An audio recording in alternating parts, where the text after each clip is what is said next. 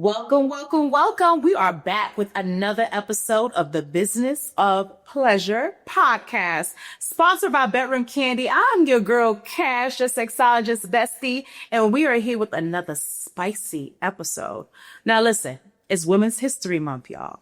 So we are going to be talking about some subjects that really embody power, autonomy, freedom, expression, and pleasure. This is your one-stop shop where pleasure meets sexy and success and merges them together. Here at Bedroom Candy, we love putting the fun in funds. So if you are ever watching an episode of ours, seeing our amazing products, hearing from our amazing guests and educators, do you want to consider joining our community? Head over to www.bedroomcandy.com and hit that join tab and come and join the team that's always lit. Always lit. Now, y'all know I'm going to give y'all the spicy without making sure I brought together some individuals who are not only going to educate you guys, but have some conversation as to how you like this the whole time. All right. And I am so honored to be bringing to you guys BK educators and experts, Sir Daniel and Slave Sunflower. Welcome, guys. Thank you for having us. Of course, y'all already know. Let me tell you guys, we had our Bedroom Candy annual convention last year, and we were blessed to have both of them join us for our kink panel, and our community fell in love with them. So I already know that you guys are going to love everything that you guys hear today. We're going to be taking this conversation through a little bit of a journey, but I hope that you guys are ready because this episode can be a little bit of a trigger warning for some. There are going to be some topics that come up that are deep, that are emotional, but y'all know I'm crazy, so I'm going to make y'all laugh. I'll make a joke about a penis or something, and y'all be fine.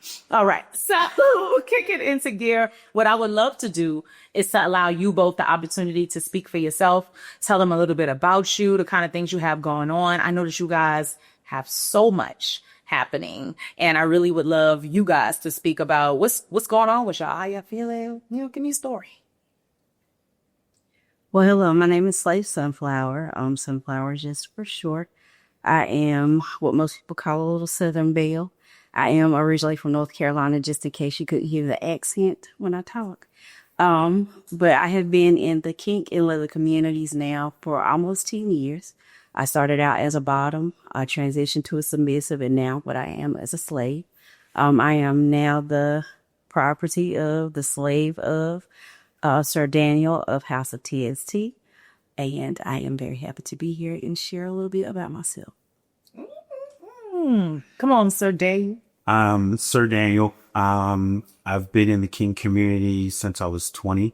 That's almost 30 years off and on.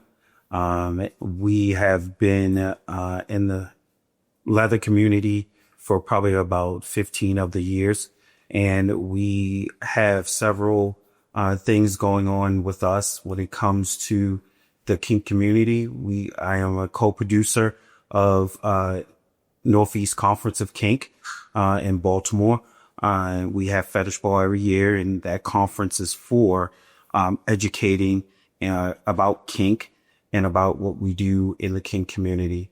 So we also have Tender Stroke Toys, Tender Stroke Entertainment. So we have our hands in a little bit of everything. A little bit of a lot of bit of everything. And let me just tell you guys, last year's Kink conference was amazing. You're going to want to make sure that you are there if you can be. This July, we're coming back. That falls on the 11th, 13th through 13th. So make sure you guys check into this. It's going to be a safe space, super safe space. And we are inclusive of everyone there. I was so honored to get an invitation from Sir Daniel and his team to join their board of directors. And we are really working on some spicy stuff. And after this conversation, we're not going to really need to convince you why you need to be there. Okay.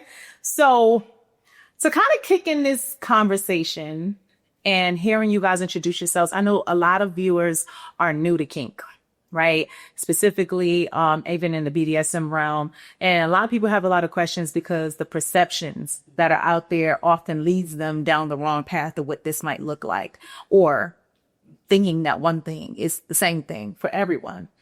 And what I really wanted to talk about in this conversation is those consensual power dynamics, right? Obviously, in Women's History Month, a lot of people are probably curious about why we want to talk about whips and chains and handcuffs, right? But there is something you shared when you said your name. And you said that you go by Slave Sunflower. And I know to some, they're going to be like, huh? So I wanted to take some time first, right, to really kind of break this down, because obviously historically for us as Black people, the term master, the term slave represents being held down, represents being enslaved, represents someone taking away your power. But we've redefined that in kink. And I would love for you to speak to to that honorific of what that means for you and how we are healing ourselves as a community through BDSM and reprogramming what these things mean to us. So, it's a really good question. I get asked this question quite often, actually, because of the way that I identify.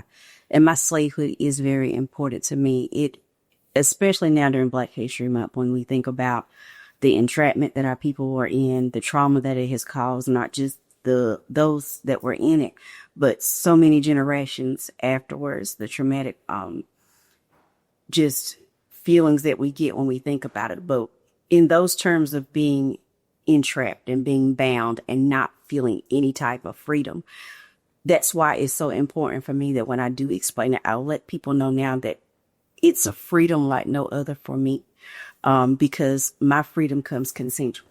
They didn't have any say so over what happened to them. They couldn't speak for themselves. They had no power, no authority, all of those things were taken away from me. And what it is with being a slave, he can speak more about the mastery. But for me as a slave, what it means is me taking back my power. And it's a two-part thing for me because I got married really young. And so I'm also a survivor of domestic violence. So it's a two-part way. During my 14 years of marriage, 11 of those years, I spent being beaten and being financial, sexual, like just all sorts of rights that I was supposed to have were taken away from me. But for being a slave, it's a way for me to relinquish my power and my authority over to Sir Daniel. But I still have the control, because at any moment, if I don't like what's going on, if I can't take what's happening, I can take my power back. They didn't have that right. So now I can stop everything that is happening to me by a safe word, by using my stoplight system, by whatever means that we have set up, and just say, look, okay, it was fun, but I can't do this anymore. So that's one of the best parts about the slavehood part. I'm still under his authority. I'm still under his control. For us, we have a 24/7 live-in TPE. TPE, Total Power Exchange. That is one form of power dynamic. I'm hoping later, as we grow and progress in our dynamic, that it goes to a total authority transfer. So that way I will relinquish every single part of me over to him. That takes time. It takes trust. It takes communication. It takes negotiation, which I'm sure we'll get more into that later on. But however, that's the most important part to remember about this slavehood. We don't think of it as I'm still bound. I still get all those things, but I get it. She was like, sorry, you want to make that, but I get it in a consensual manner, and that is the most important part. It's consent. Consent to me is important, but I always say consent is sexy. So that's where that freedom comes from. It allows me to relinquish all of me over to him. I'm still an adult. I still think for myself. However, being able to give those parts to him allots me a freedom that, because of what I do during the daytime, when I get home to him, it is something completely different. And I can take that mask off, or disrobe that authority that I've been having all day long, and get that over to him. Now, sir, before you tap into the other side of that, there is something that you shared just now that I want to break to the top. I too am a survivor of domestic violence. And honestly, for our community, the statistics around how many of us are, right? And some people don't recognize what that can look like. And as a woman, for me, practicing autonomy and that liberation and that freedom is a freedom from being entrapped in things that you didn't even realize was entrapment. So I do want to say this, because a lot of times we have viewers listening and you may not know whether or not you're in one of those circumstances. And do know that it doesn't just show up physically. It can be emotional. It can be mental. Like you said, financial. There are so many different ways that a person can be taking away your power. If you feel that you are in a circumstance like this, please, please, please take time and get to this number right here. This is the National Domestic Violence Hotline. And this is where you can reach out and get that help and find out if there is a safer space for you to exist in. Now, with that being said, that's why this community is so big on safe space. And you can't have safety without consent. Yeah. Right.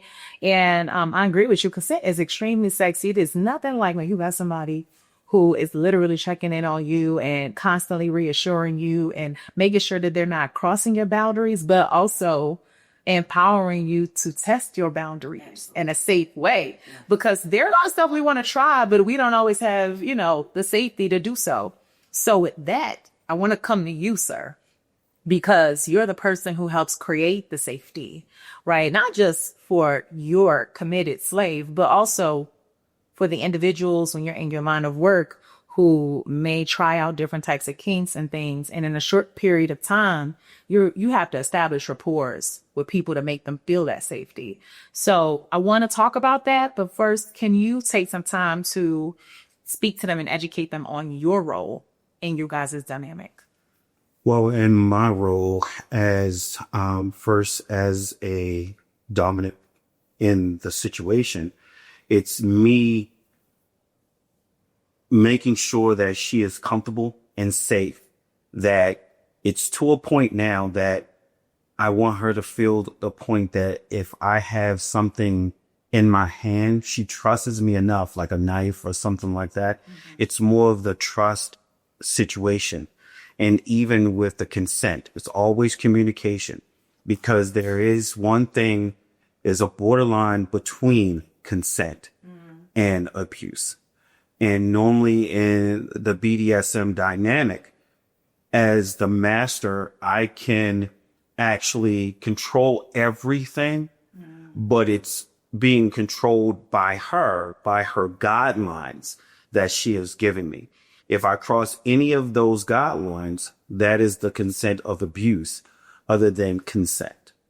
And a lot of these people these days use the word master or use the word daddy, but a lot of them don't know what it is. It's a lot of responsibility to do that.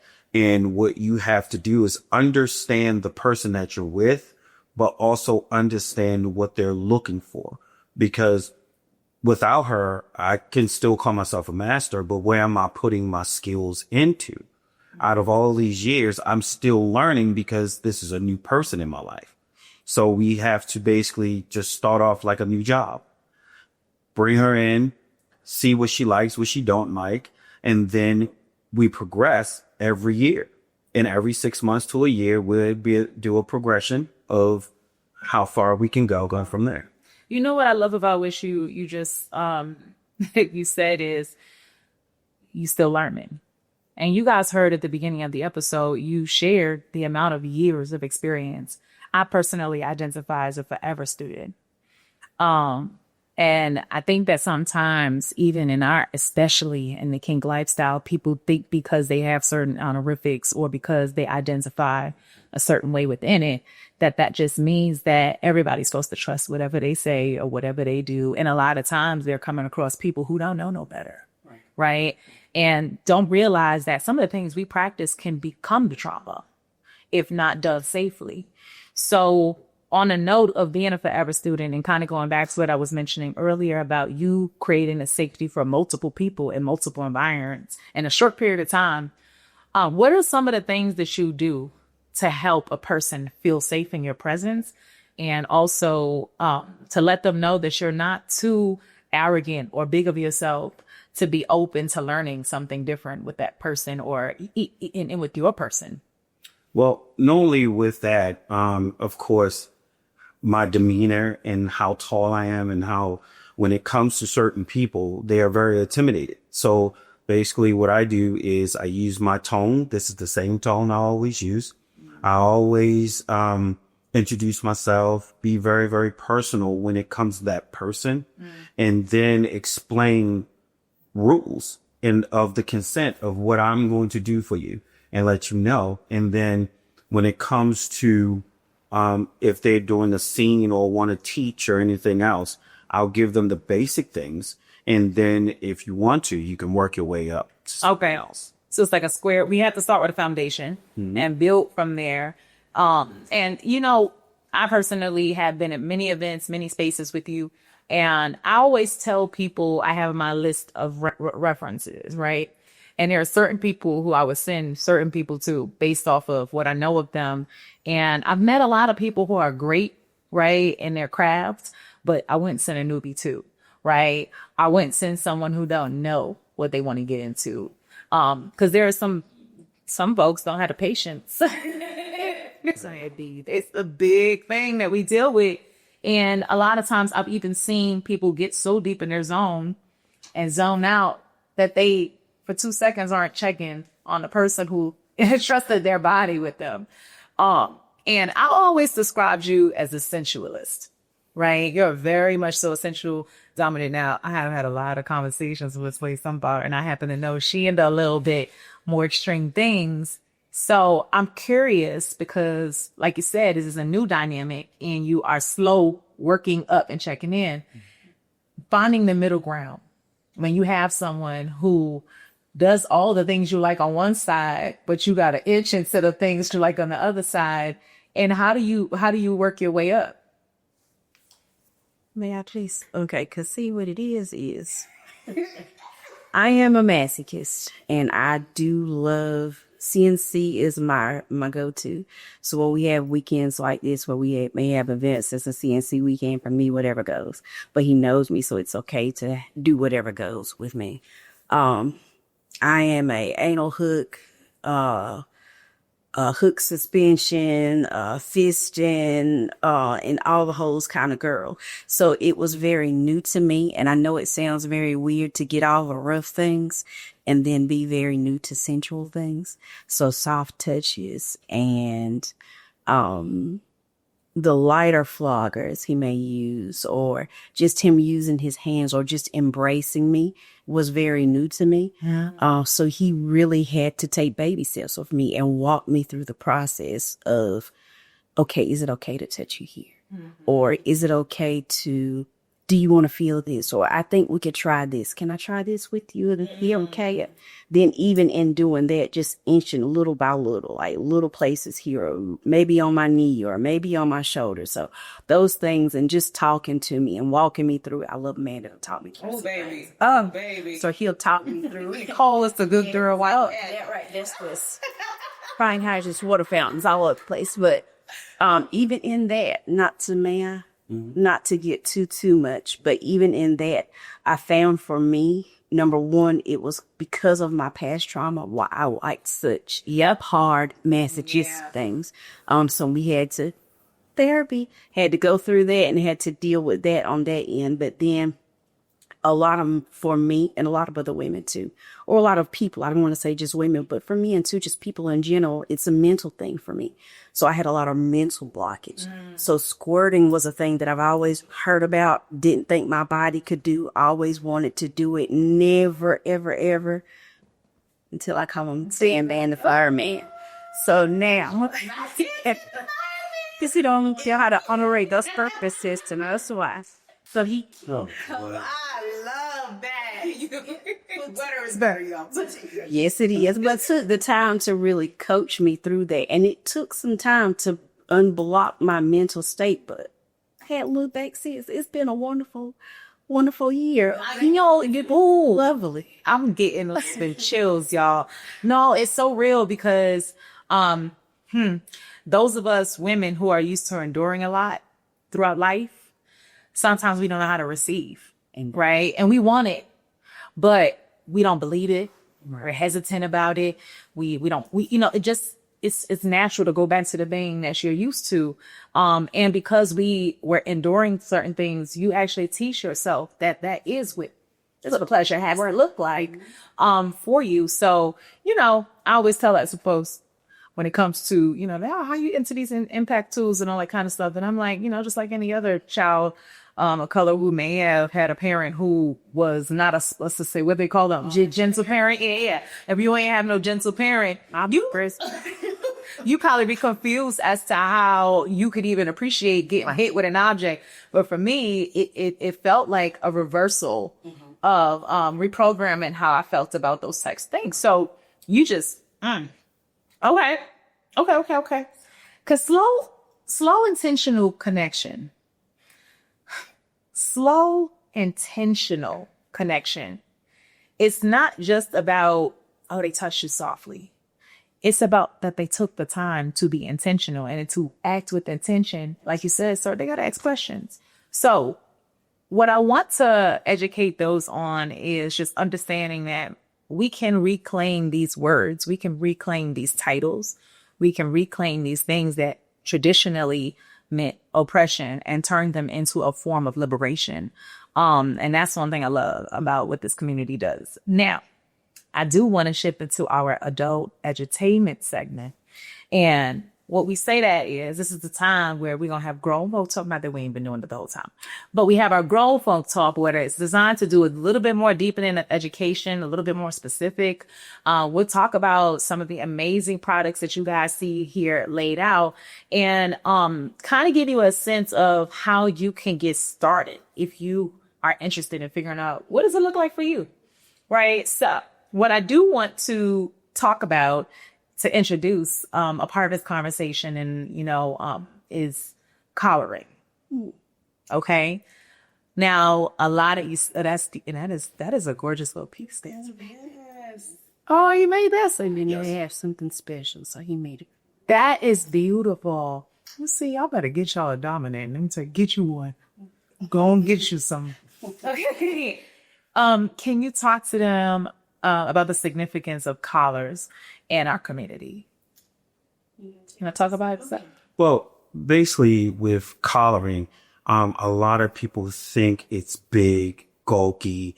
It's basically like getting a wedding ring in the BDSM community. The point of you have achieved this from your master or your daddy, that you have a collar. But a lot of these people these days are more of wearing collars as a fashion statement or anything else. Yeah. And when it comes to that, I wanted to make sure that I made her something that was special, because of the vanilla people, the people that are not in the kink community. She can wear this every day to let her know that she has a piece of me with her at all times. Because normally, in this type of day of age, if you're seeing someone with it or was an actual old school collar, that it was big, bulky, spiky, And very obvious. very obvious. You can't go to corporate America with that. Cannot go to corporate America with that. And we both still works in corporate America. So I wanted to make sure I gave her something to identify who she is, and still have that comfort of everyone comes up to her and say, nice necklace. But of course, some people know as identifying it is an actual collar. Can we zoom in on this very beautiful handmade special for her collar? It is actually a really beautiful piece. For me, it's a symbol of, it's a circle. So for me, in my heart, it's a never ending circle of commitment, of trust, the bond that we share, communication, service to him and to my community. But it also is a comfort piece for me. There are times when I do get nervous, because I am very much an introvert, that I will just touch it or rub it, and it reminds me of the safety that I feel when I'm with him. It reminds me of the trust that I have with him. And it's just a piece that, like he said, it's a piece of him. So I know that wherever I am, he's always with me. He's always got me. I'm always safe. I'm always cared for. I'm always loved. And it's just cute to me. It is. It's beautiful. And I'll be honest, my first introduction, right, to the BDSM lifestyle, I was introduced to it at a time where collars were what you were talking about. And the other thing, first of all, it kind of scared me, right? I was like, I'm going to potentially, I got to wear that. That was well before I really came into understanding my true identity, right? But I crave submission because, and I think a lot of women or people in power positions in their workplaces, or, you know, I'm the eldest child, I'm the eldest grandchild. I've always been in charge. I've been a business owner for years. So because everybody was always looking to me to have answers, it made me crave the other side of that and just wanting to like let my mind not have to operate. Further exploring myself in it, I realized that I also didn't want to deny my natural leadership dominant qualities. And I was really conflicted about like, what does that mean? Like, how do I exist? So in the BDSM community, I do have something known as a switch, which basically is like the middle ground between what we have here between Sir Daniel and Slay Sunflower. Okay, so I'm going to reach behind you, okay, and grab two things, because in the spirit of that conversation, one of the things we try to do is have, you know, little things that we can all wear subtly. And back in the day, I remember chokers was the thing. I don't know about it, but maybe we telling age a little too much sometimes. We telling age a little sometimes, right? But this is our Vixen, Bedroom Candy's Vixen collar. And as you can see, it's very simple collar, not anything too crazy, but it is a little bit more obvious, right, when it comes down to it. But I always say to people who are introductory and they want to see how they heal, even just having a collar around your neck, because it's a commitment, right? This is one of the things that we have that I love for that. But then the other, and this actually has nipple clamps that attach to it too, right? That loop into this part right here. But to sake of this purpose, I'm not, we're not talking clamps, but do know that this comes with clamps that can adjust and tighten. And they're metal clamps, but they have a rubber cap over them that can be removed. So that allows a person to assess their pain level by tightening the clamps, loosening them, or removing the plastic cap if they really want to feel the direct metal, right? But this one right here, I have worn this out. People have complimented me on it, like with a black bodysuit, just all black. And only thing that I would have on me that would have this pattern would be this collar, right? And it's a velvety inside. So this one is better. I like it when it's in like colder seasons, because in the summertime, I said it's a commitment, right? So I'm just showing you guys examples, because it doesn't, like you said, sir, have to look spiky and pointy. It can be a symbolic token that is appropriate. I also think that our Command Desires flogger necklace is another one of those pieces, and I'll have it with me here, but I'll make sure you guys get an image of that. But it is a gold chain necklace that goes around, but the bottom of it is a metal tassel flogger. The obvious eye would just look at it like another piece of jewelry, but our eyes are like, teacher, got to slide to the side for a quick. So I do want to show this, but I also want to talk about another popular type of tool that is used in a lot of things that we do in this lifestyle over here. Tuck that back over there, actually. And that is floggers. That is floggers. And I'm going to turn to Sir Daniel, because I know you're going to talk to this, because Sir Daniel, he's so modest sometimes, first of all. This man has a whole company where he is crafting furniture, where he is creating tools, where he has this beautiful glow in the dark wax canvas. So I want to get into those products as well while we talk about it, and also give you guys a range. So, sir, our Command Desires flogger is really more beginner mini flogger. And the reason why, I'm going to tell you guys another thing, when you're traveling while kinky, like as in on an airplane, there are certain things that you have to be mindful of, because floggers in a lot of airports are considered dual use items. So they will require you to check that bag if you are trying to come through with it. But this will pass through. So if you are going somewhere, you need to carry on, you still want to be able to be playful and kinky, but you can't take necessarily a big thing without spending money on a check bag. I found that this does the trick for a quick trip. All right. Now, sir, I want to lend to your expertise, right? Because obviously you guys see some of the floggers on here in the desk that sir has hand created himself. And I want to talk about quality. So first, can I ask you to put that in your hand and just describe, right? Hey, look at him. Look at this itty bitty thing. Sure, I do 42 things that can be done with that. So basically with this one, it's a standard flogger. The leather is it's a medium type leather. So what it is that when you flick it, it will feel very stingy. But when it comes to like the user actually using it, it could be very thuddy also. But it's more of a entry level beginners type flogger. And there's nothing wrong with it. And then with this one, this is to the basically like an extreme one to some extent. So y'all see high impact, with the unique handle on it, so you can hold it in different ways. But every flogger is different from each user. So the way that I swing it is totally different from where you swing it to the next person. So everybody that makes leather, they get it from the same place. They get it from the same people. There is no unique leather or anything else. We all go to the same spot to some extent. Interesting. But it's just the way that your handle makes it who you have it for in the name.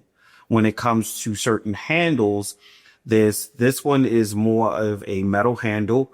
And then these are finger floggers that you basically put it through.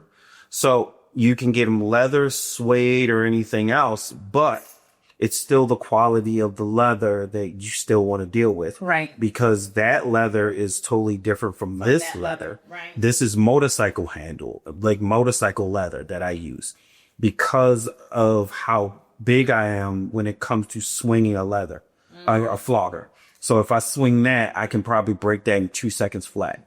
With this one, I can actually get through the motions and everything else that I feel comfortable with it. Okay. You have to feel comfortable of how you throw your own leather. Right. Throw your own flogger because it's your personal flogger. To me, if someone's going out shopping, you should always start with a beginning level one and actually do it on yourself.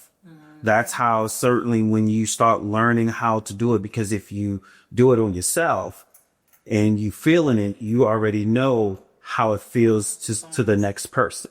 I think that's a great tip because people are so quick to use things and not necessarily having any idea of what the other person might be experiencing.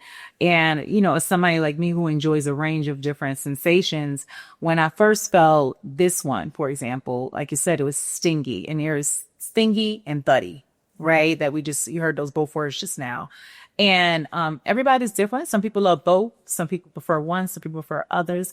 Some people don't like one but likes the other. So the materials, the weight, all of these things are going to change what you feel, but also how it's used. Because I actually love this for the sensation that I get when I'm running it softly across my back. It's a little bit more tickly.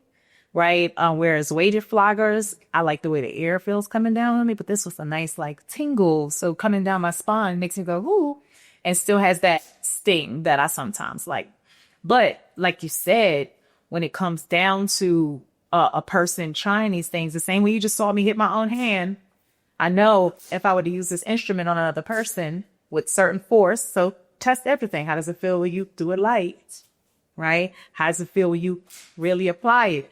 It also, you know, when you swing it, not necessarily from this handle, but from the loop, just like you have with these, I think people have to know that you should sample the sensations in different ways. Because you can get into it and don't realize that you're increasing the pain level and not know and unintentionally really harm a person. But you said you thought about 20 things that you could do. So I would like you to tell me some of the things that came to mind, but also what you would prefer one versus the other for. Okay. And let me just let you live with it because I know how it feels to just hold stuff in your hands. Well, first of all, I am a 30 girl, so I like a good heavy hit. I will do stinky because so the crinkle cut on these provides that stingy feeling, but the leather is heavy. But also, if you want to experience being flogged and you're not really into thuddy or stingy, or you don't know what you're into, they do have rabbit fur. That is very good for things like your breast, your inner thighs. It's very super soft. You can hit that hard or light, but you'll get that flogging feeling, but it'll still be soft. Deerskin is another leather that's really soft for those that are beginner also. But with this little baby, so I looked at this And you talked about the airplane, and I thought about our ride and how close we were sitting, and nobody was in between us, and this would have really been good use. Yes. She want us to go to jail. Not jail, just maybe get a warning ticket, but you know, I won't push the limits too much. But with this, because it's very soft, let's say you're in the car, not the airplane. That way we won't be going to jail this weekend. But you're in the car with your person. First of all, I don't think a lot of people look at this and see the falls. What they're missing with this instrument is the handle itself. There are so many wonderful things that you can do with a flogger this size with this handle. For someone like me who likes breast play, tapping on the breast, tapping on the nipple, tapping on the inner thigh. I also like to get slapped in the face, so that is the equivalent of a good hard face slap. So that's about 4 things right there. With the flogger and the falls themselves, again, you could go along the breast. You can do a face slap with that. The inner thighs, tickling, because it does have that softer tickling. Tickling is new for me, but you can use the ends to tickle. You can convert this over into something a little bit more stingy, because if be very careful when you do this. Dip it in water just a little bit, shake it off, but use it like with the wet towel effect. And that's how you get your stingy part to that. So there's so many, even with this, with the loop that you hold it on to, get the nipple erect, put it on the nipple, close that part. Just, it's That's 10. I said 42. I mean, We can keep right. Because that's what it's about, the creativity that you have to get creative with the use. So first you start practicing things in a way that it's intended, but then you start to get, because y'all are fine. You guys have to absolutely check out Sir's workshop on beating on a budget, because you'll find that there's so many creative tools that you can turn into an object that you can use for pleasure. And I think because of the inclusivity element, we realize that most of the people who come to us are new, and we don't want to intimidate. We also want to be gender neutral. So that's why we use black and gold, because it can be, versatile. It doesn't necessarily speak to any person's gender, and it has that fluidity. And we're very big on that. And in speaking on that, that's with our heart desire paddle. Now, I will say that if you use this side of paddle, beware, it might leave a little heart on wherever it hits. And if you like to see the little prints, or you're one of those people, you might appreciate that. But if you don't want to see any bruising or any, coloring on the skin, then you want to be careful with the pressure you feel. Sunflower, is it okay if I use this on your hand? Sir, is that good with you? Or you a thigh? Thigh. He said she wanted a thigh. She said, how did she never ask? Sir, although you? Yes. Okay, it's very important that when people have a dynamic, that you respect that dynamic. And a lot of folks think that obtaining consent, right, from a bottom or submissive or a slave. Check in. Okay. So this side of the pattern is a little bit more soft, but it still has a lot of thug. So you can see here, I sort of like that, but obviously it work out do a little harder. Thank you. There's got a lot more impact than most people would think. And then if you flip it, because this side has padding that this side doesn't, then you can get a completely different level or range of pain. You start there, you can go up with the sting, right? So it's a nice different one. But basically what you want to do, just how you saw, I'm talking to her, I'm asking it, is it okay if I take it up? Those types of questions are important and are a part of consent. I think a lot of times people confuse getting that consent up front. And that's one of the things I wanted to talk about next as we go into a little bit restraint. And then I want to talk about these candles, that I say, can I use this tool on you? And then, yes, but it doesn't mean that if I'm going to change things that I shouldn't still check in, or allow the person to kind of get a feel for it, put it in their hands, hold it, do that before they say yes.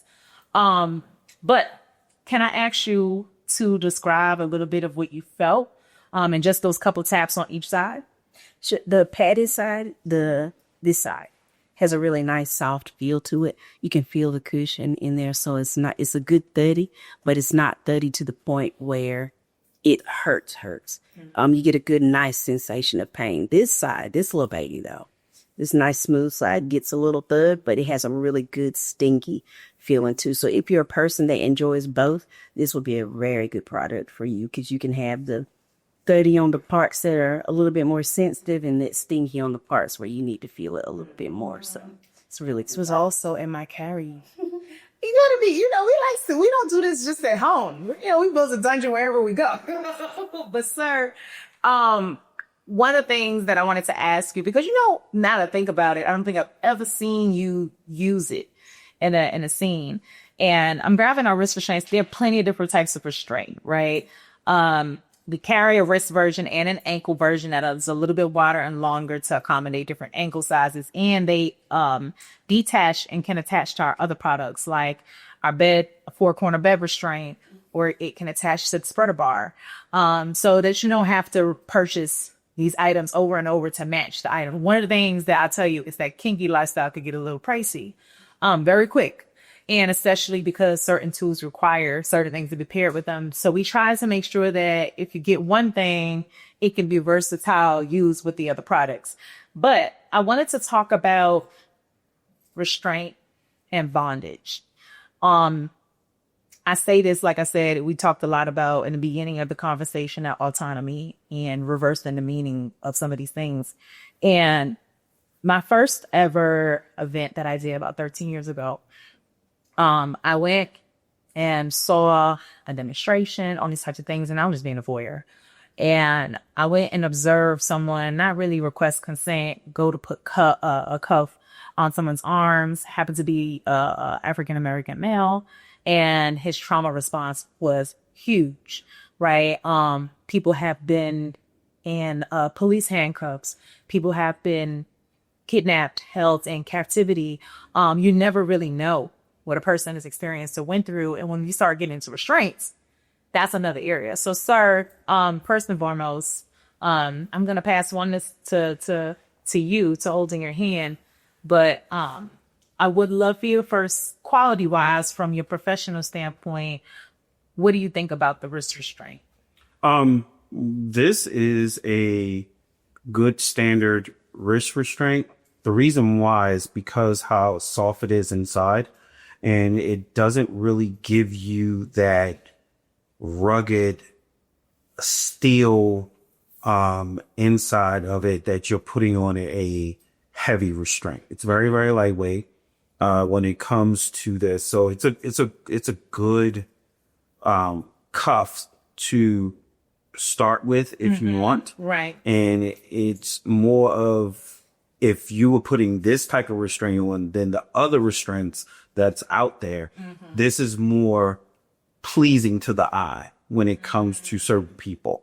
And it doesn't really give you a trigger warning when it comes to the big, bulky stuff that's out there right Yes. I can, that's a really, really good point. And when you said soft, so, it's probably a bad joke, but I always would tell people at events, I don't want to go to my place of work or go somewhere and look like a victim. Oh, you know what I'm saying?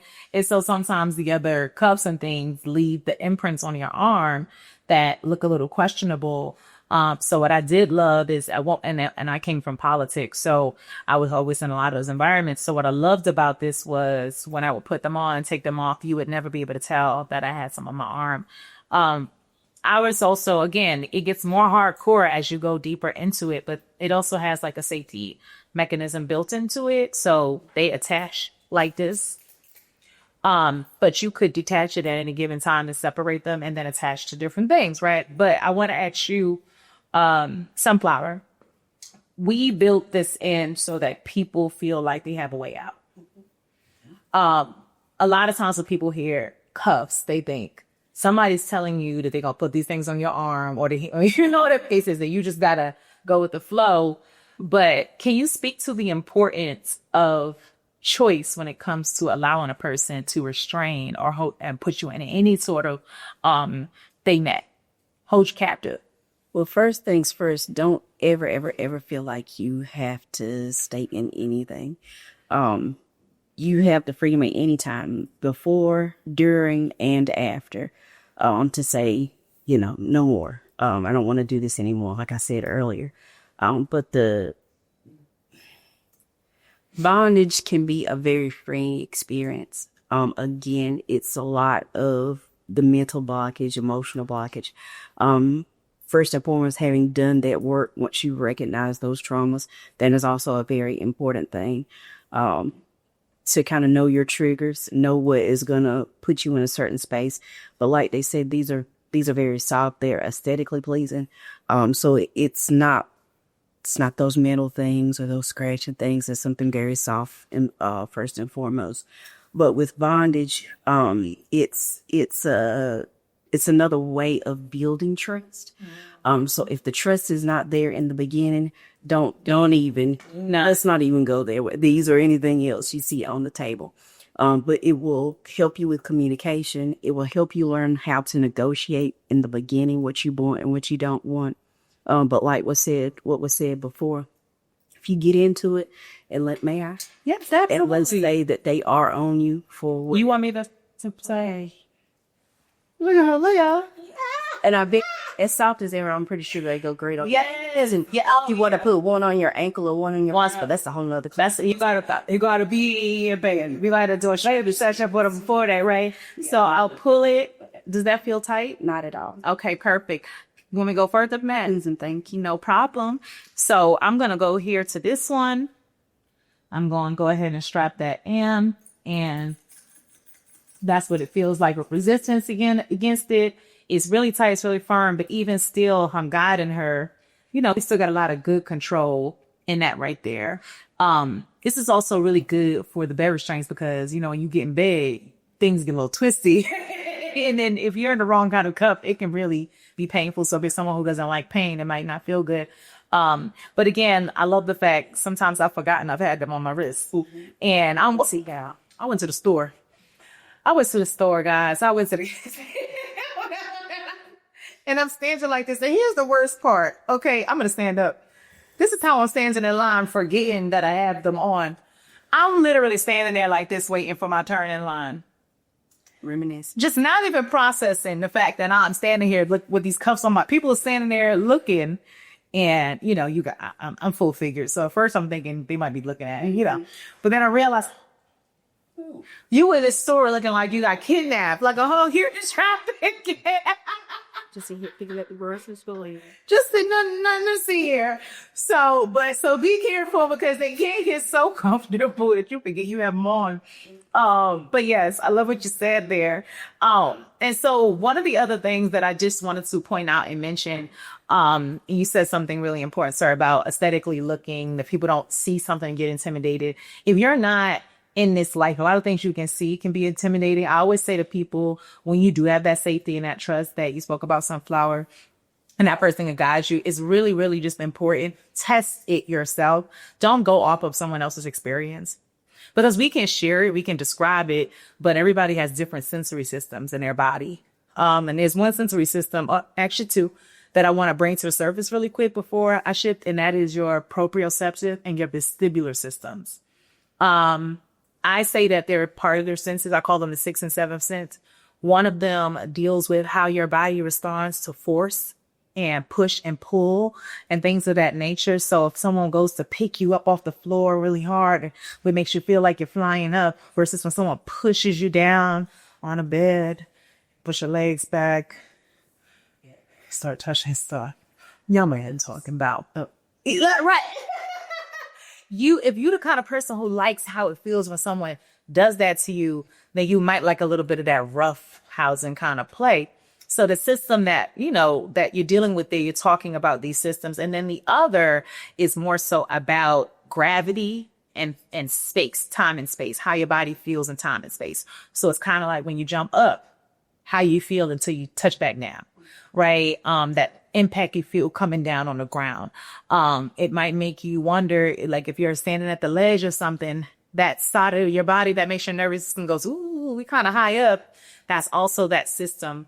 And the receptors of them are in your ears and your skins, your muscles, and your joints.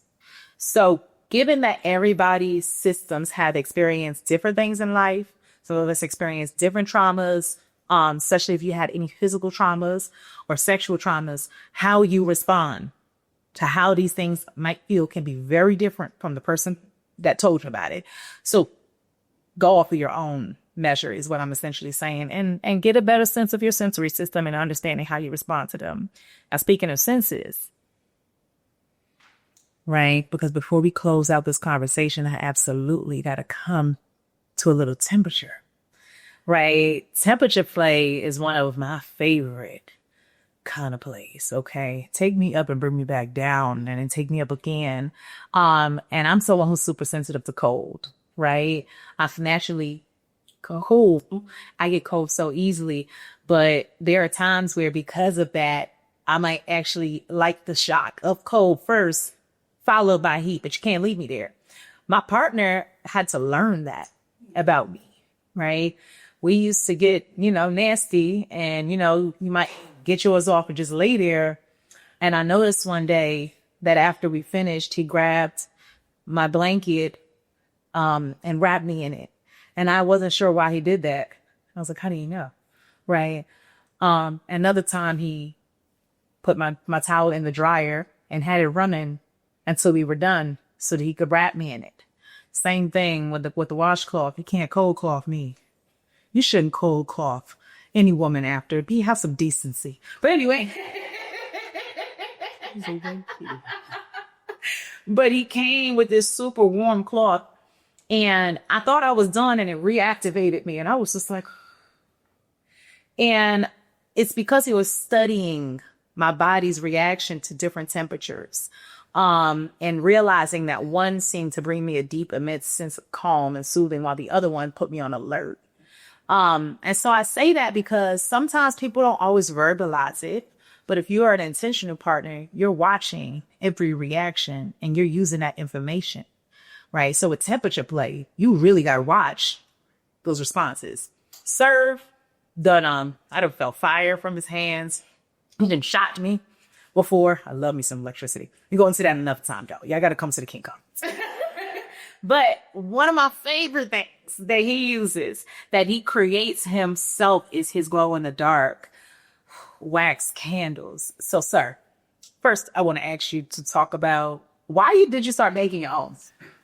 Well, first of all, when it comes to making candles, I had to feel comfortable with it because a lot of people, when it comes to what we do, don't like certain temperatures. So I sat down and I did my research on how to make a low to mid candle wax, burn candles for going and doing pickup play and doing it for regular people.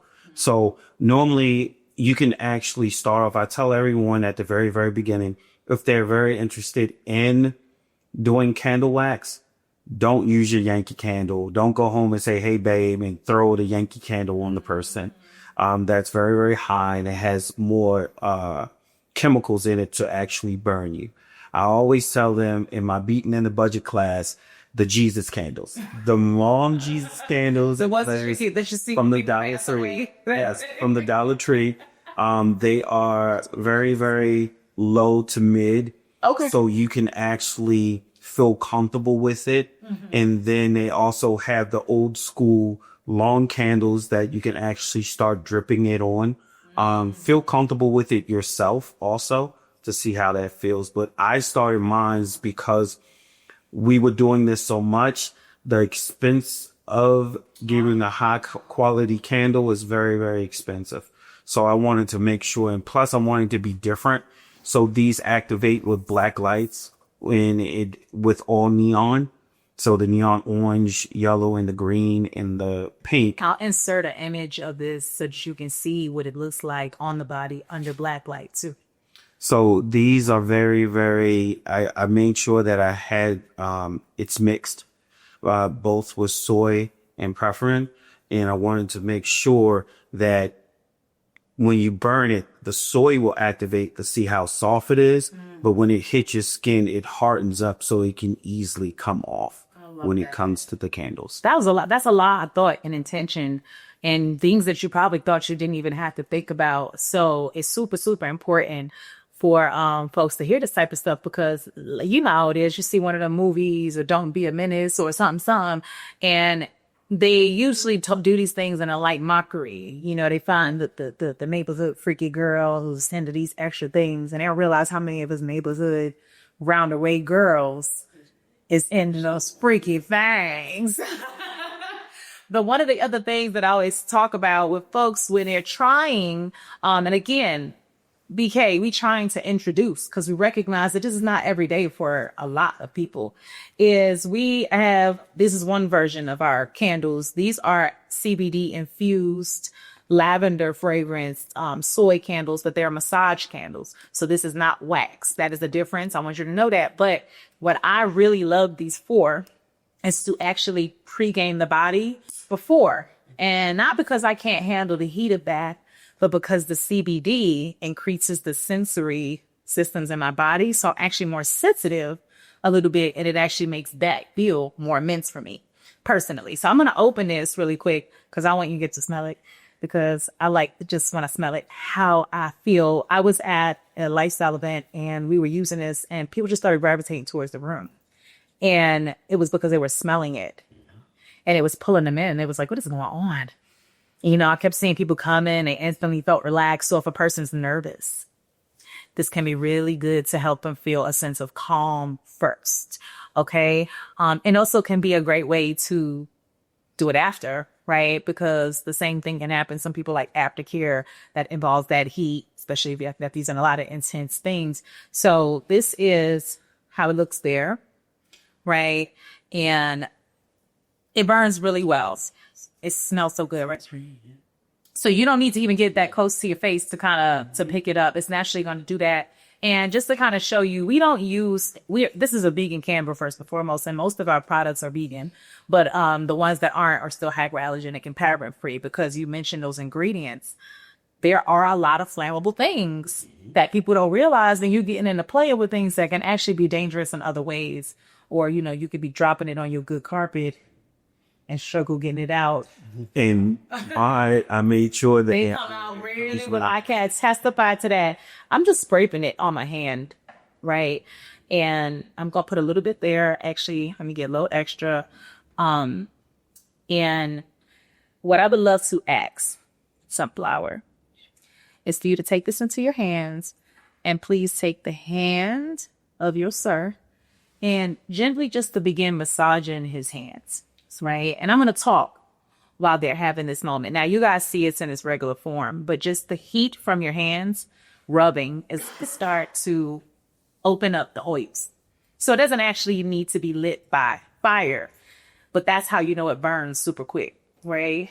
I love this because a lot of times when you're in submissive space, you see a lot of times we're the ones getting all the sexy stuff happening to us and don't realize how much energy and exertion it takes for the person who's the pleaser to deliver pleasure. So this doesn't have to be just in a power dynamic. This can be any traditional relationship where there is someone who is just always driving the pleasing side, and other person just tends to be a little bit more on the receiving side.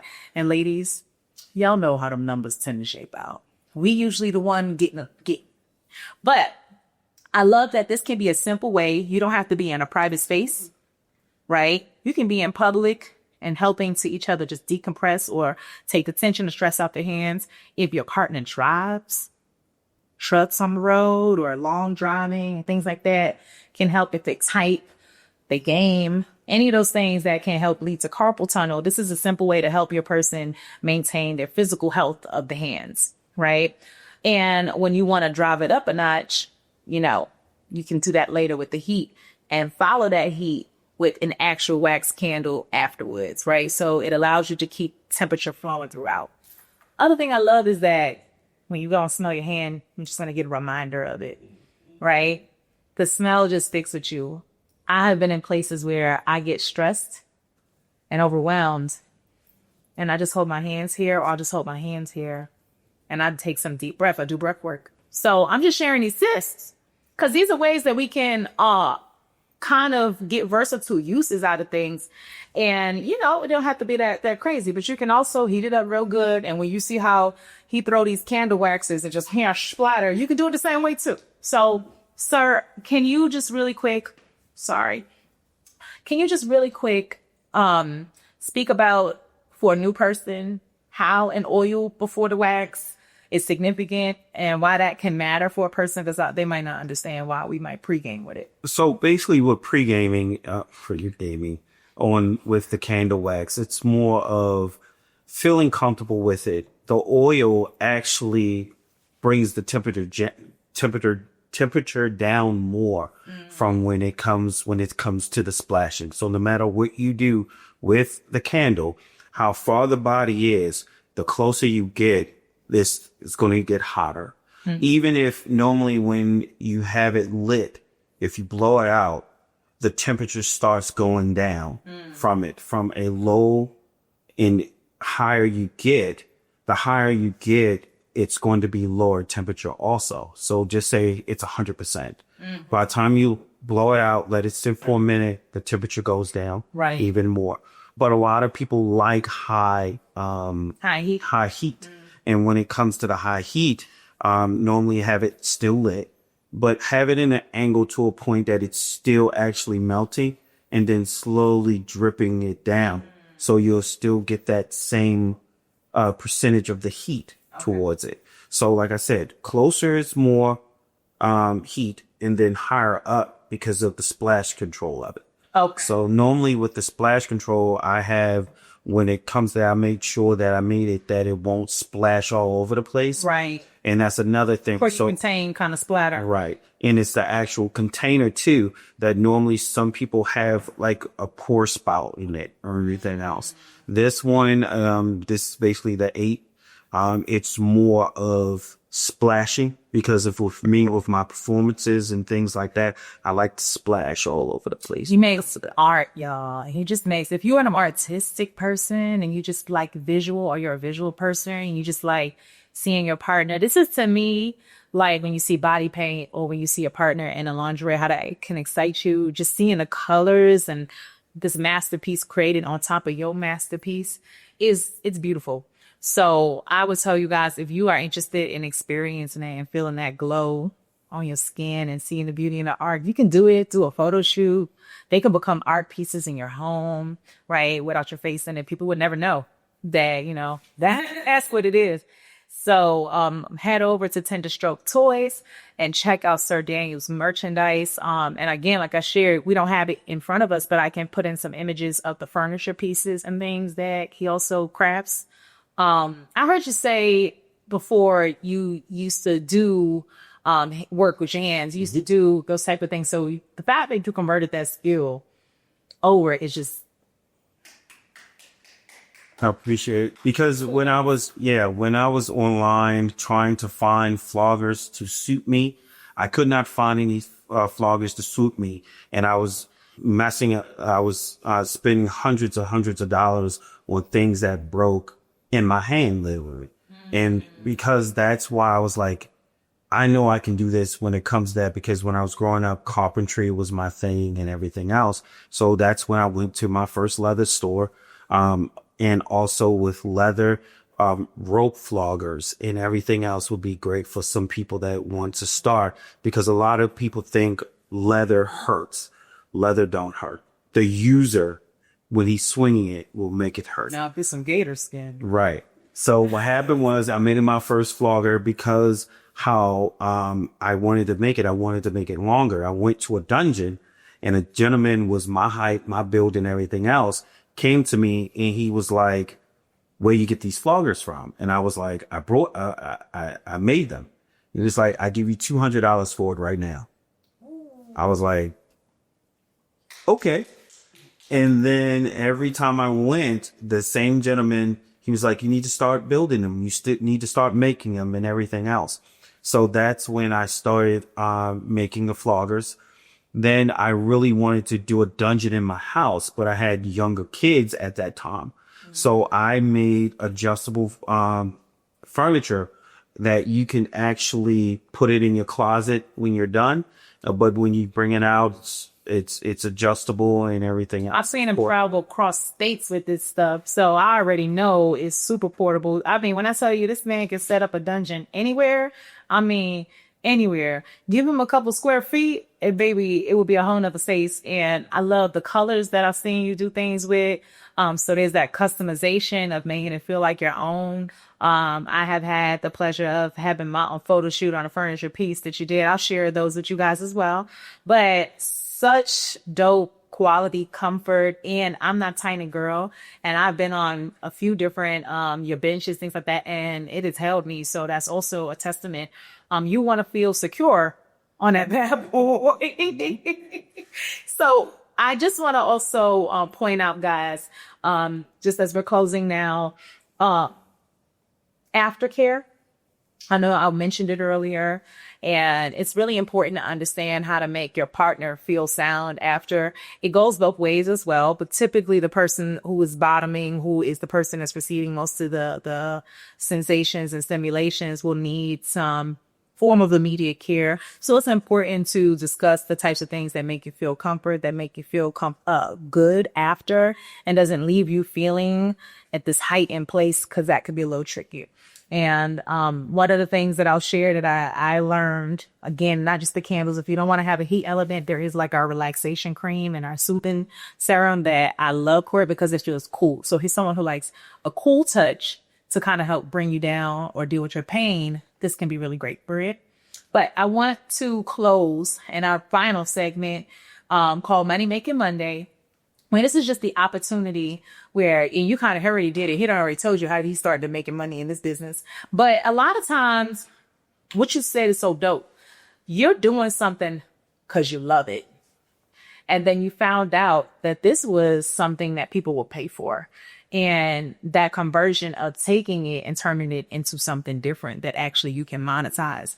That's what we do with our experiences, our parties, products, allow our community members to come in as consultants and have access to sell products that were made with a lot of intention and quality, without having to do all of the research to a degree that you did, even though I recommend everybody research everything because you should want to know anyway.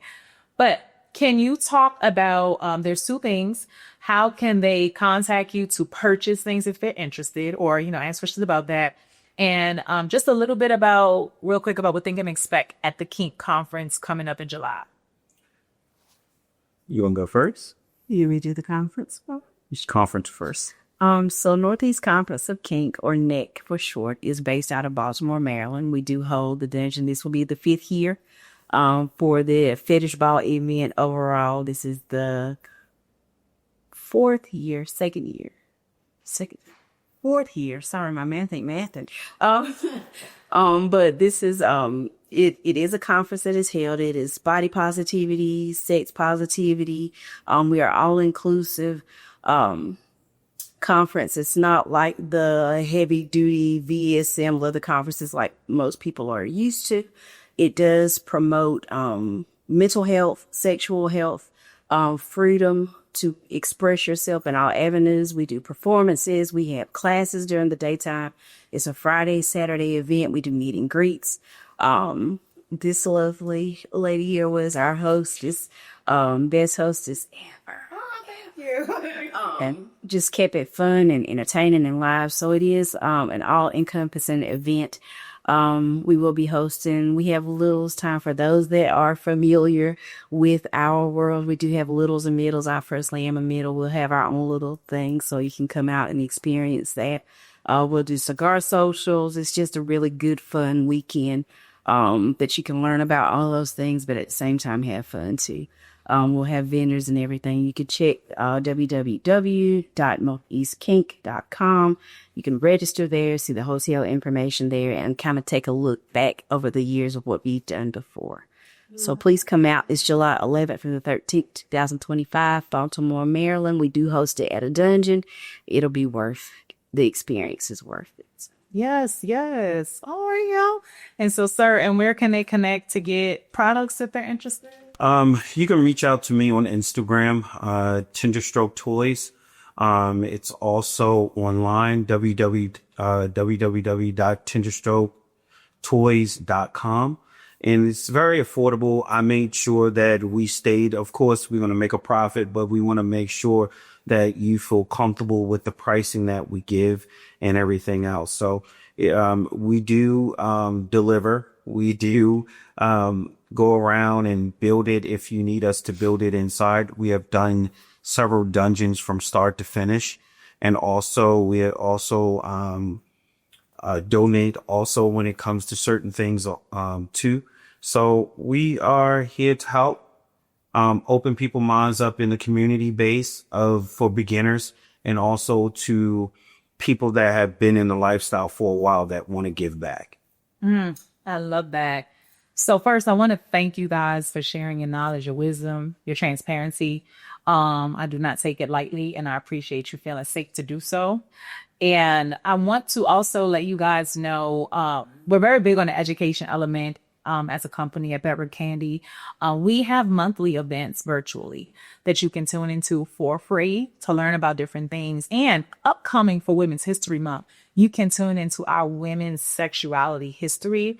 This is going to be a really, really cool event where our Bedrock Candy CAC, which stands for Consultant Advisory Council, the top of the pile, are going to be educating and exploring how historical narratives had shaped women's sexual perceptions today.